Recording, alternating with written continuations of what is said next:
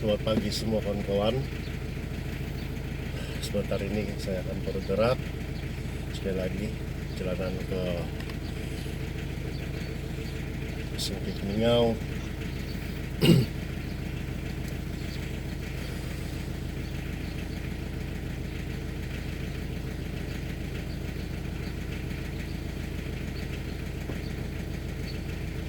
Oke, mari kita bergerak.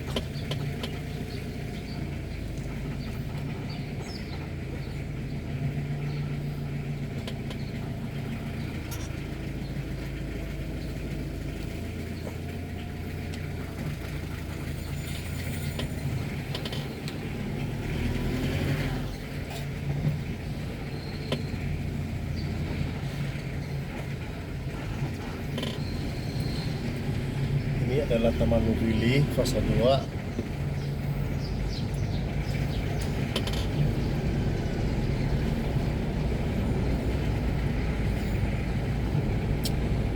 Saya harap perjalanan hari ini semuanya lancar. Wah, keberatan ini kan handle.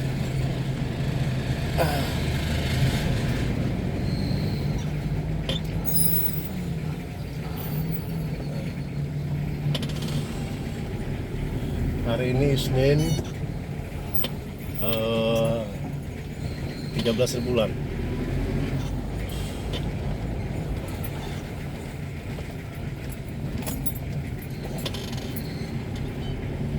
Bulan 7, mengikut berita yang saya nampak semalam, ada klaster baru.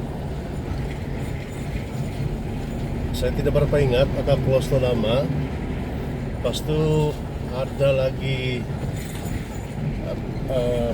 jangkitan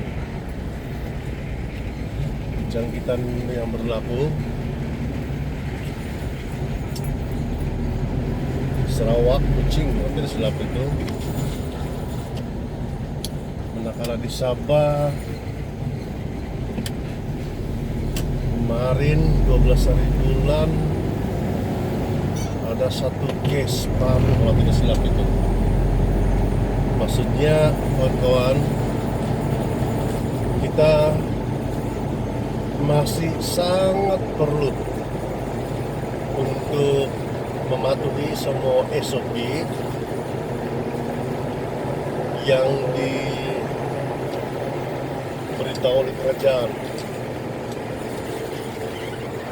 Walaupun keadaan nampaknya seperti awal, tapi virus ini belum sepenuhnya hilang. Bahkan ada berita yang diviralkan itu yang manusia perlu hidup bersama dengan virus karena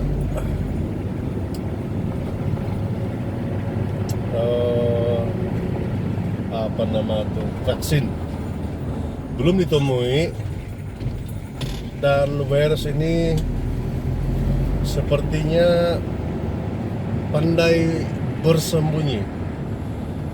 Orang Sabah bilang pandai bertapuk. Kenapa pandai bertapuk? Pandai bersembunyi, seperti bersembunyi. Karena kalau dulu ada simptom, lalu kita kenal bahwa dia itu pembawa atau sudah terkena dengan virus. Tapi sekarang orang itu kelihatan sehat, tapi sebenarnya dia sedang membawa itu virus. Nah, itu yang bahaya dia. Yang bahaya dia lagi ini, ada yang balik dari luar negara dan dikenal atau dikenal pasti sebagai orang yang sudah terkena dengan virus. Dan bayangkan kalau dia sudah jalan-jalan, terutamanya di kawasan yang ramai orang seperti supermarket dan sebagainya, berarti secara tidak langsung yang dia sendiri tidak sadar, yang dia sebenarnya sedang menyebarkan virus tersebut. kita berdoa lah kawan-kawan, supaya yang pertama memanglah kita mengharapkan supaya pandemik ini akan berakhir segera. Namun pada masa yang sama kita berdoa supaya seluruh rakyat Malaysia akan berusaha untuk tidak menjadi agen penyebar. Maksud saya ada kesadaran yang sangat tinggi untuk mematuhi SOP, cuci tangan selalu, pakai mask, jangan berada di tempat yang sesak. Kalau mau bercakap itu jaga social distance, jaga jarak, dan sebagainya lah. Dan lebih dari itu ada satu perasaan takut supaya benar-benar berusaha untuk menjaga dirilah supaya tidak terkena virus, jaga diri dan secara otomatis menjaga keluarga dan secara umumnya menjaga masyarakat rakyat Malaysia. Yang sangat kita risaukan ialah apabila keadaannya seperti tenang terkawal, maka sikap atau pemahuan untuk berjaga-jaga, berhati-hati supaya tidak menyebarkan virus, itu orang bilang alpa, pelupa, dan akhirnya bukan saja diri kena jangkit, tapi menjangkit orang lain. Itu yang sangat merisaukan. Dan tiba-tiba mungkin ada satu gelombang baru yang kita tidak sadar.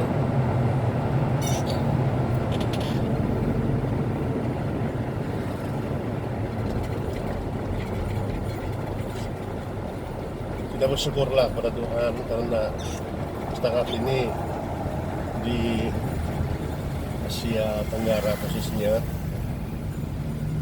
kita adalah negara yang antara negara lah yang paling sedikit. Singapura yang negaranya penduduknya lebih sedikit,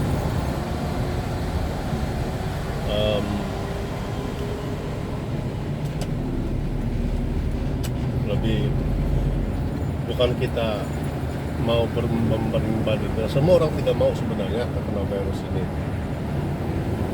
tapi Malaysia sebagai sebuah negara yang lebih besar daripada Singapura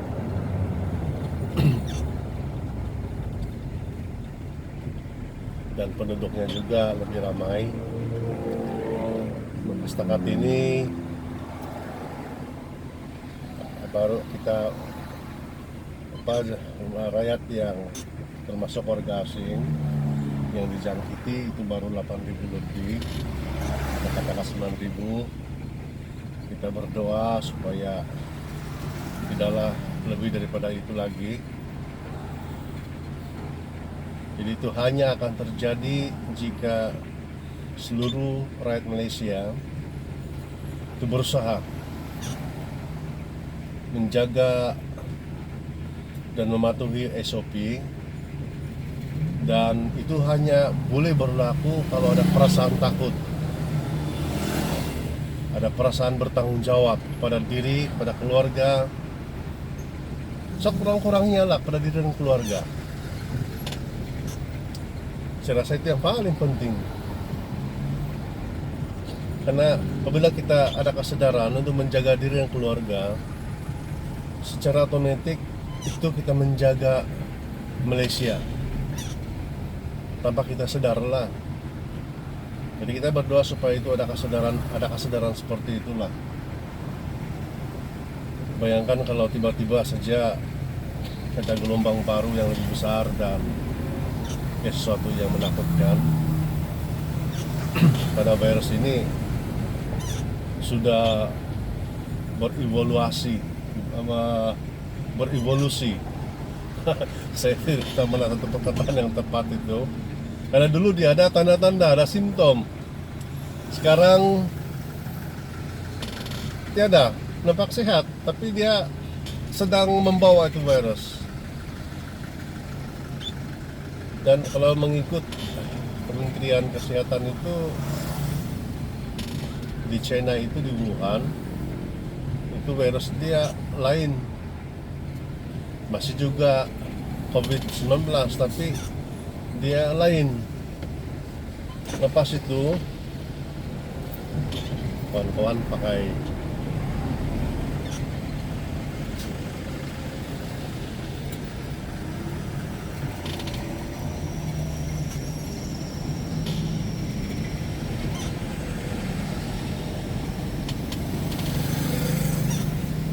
jadi di Malaysia lain, di Eropa lain, di Amerika lain, dan ganjil kan juga.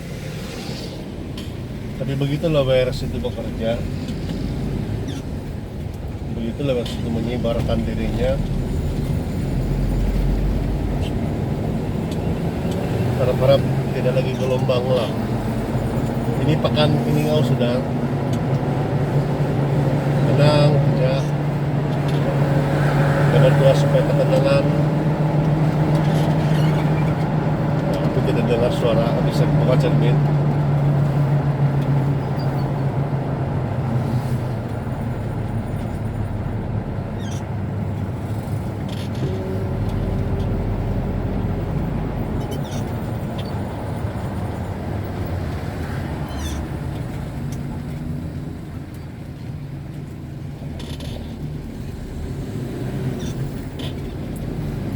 Kita berdoa supaya ketenangan seperti ini akan memulihkan keadaan, memulihkan trauma, memulihkan ekonomi, dan bukan kesempatan bagi virus untuk menyebar.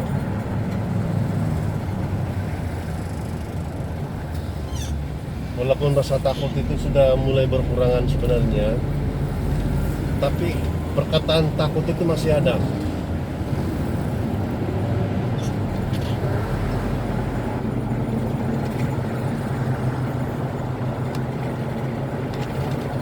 Siapa yang tidak takut dengan virus?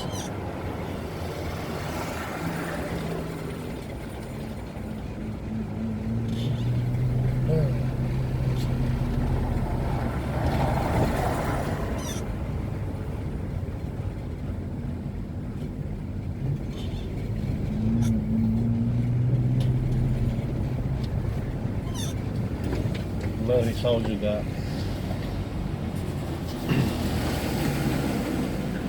Tapi inilah kehidupan.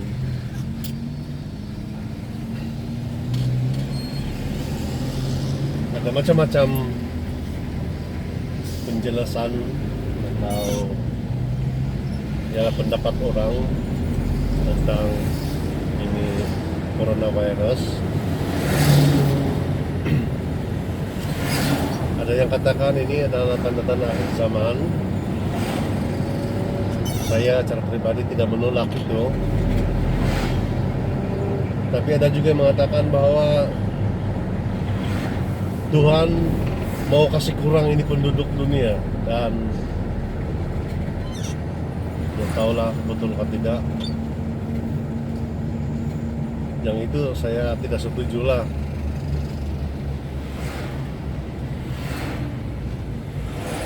Kenapa saya tidak setuju? Tuhan bilang bagi kami yang beragama Kristen, dan kejadian itu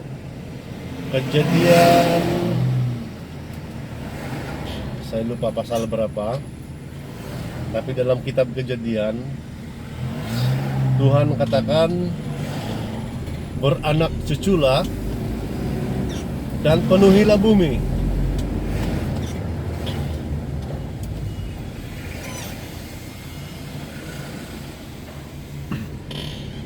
Jadi kalau Tuhan bilang beranak cuculah dan penuhilah bumi, tiba-tiba dihantar ini ini coronavirus untuk kasih kurang ini penduduk, berarti Tuhan itu menentang apa yang dia cakap. Jadi itu saya tidak setuju lah. Tapi kalau bilang tanda-tanda akhir zaman, saya setuju yang itu. Walaupun mungkin tidak sepenuhnya lah, karena pandemik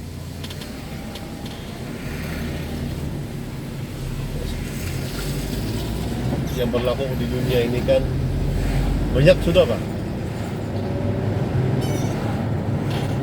Jadi mungkin saja ya, sebab di dalam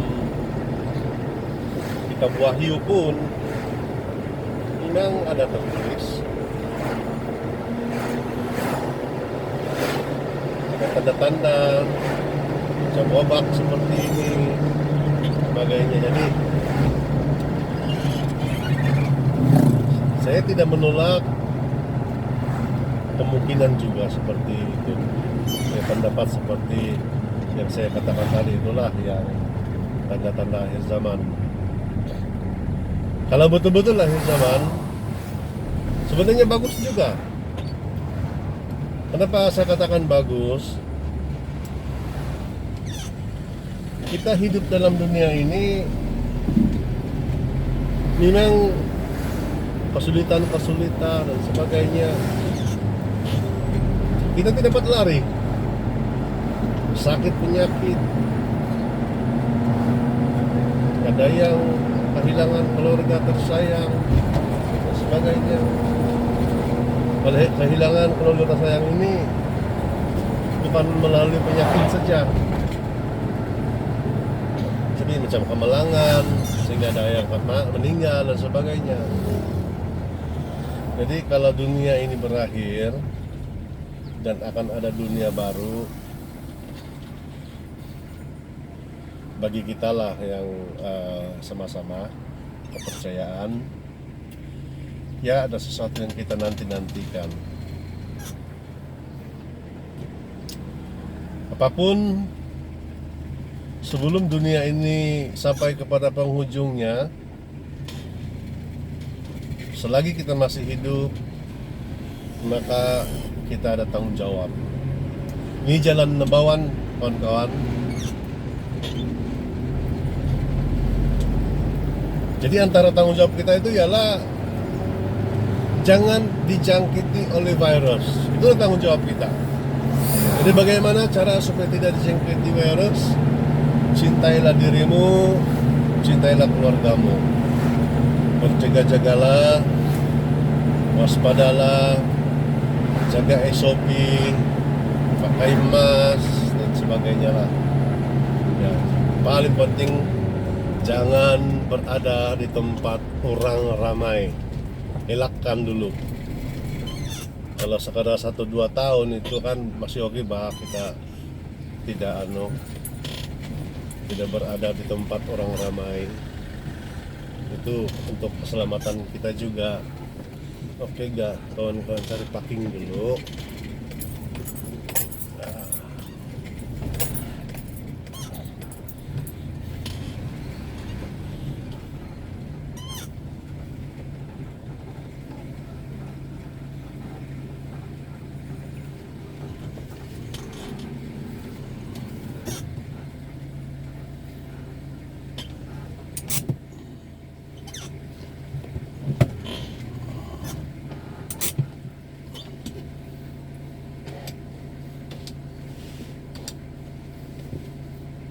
Oke, kita sudah sampai dan perkongsian saya hanya sampai di sini. Terima kasih kepada semua kawan-kawan yang mendengar. Saya mengajak sekali lagi untuk kita untuk sama-sama berusaha lah kita untuk mengasihi diri kita dan keluarga, supaya kita dengan perasaan cinta, kasih sayang, mengasihi kepada diri dan keluarga itu, kita berusaha untuk tidak dijangkiti oleh virus. Manalah tahu dunia ini masih ada 1000 tahun lagi. Jadi kita dapat menikmati hidup yang ada, selama yang ada, dengan sukacita, dengan gembira, bukan hidup dengan dalam ketakutan, dalam tekanan dan sebagainya karena dijangkiti. Jadi sampai di sini saja. Terima kasih untuk semua. Semoga perkongsian ini yang simpel ini dapat mendorong kita, walaupun mungkin tidak memberikan inspirasi, tapi mendorong kita untuk berusaha untuk mengasihi, mencintai keluarga. Terima kasih, Tuhan memberkati kita. Jumpa lagi.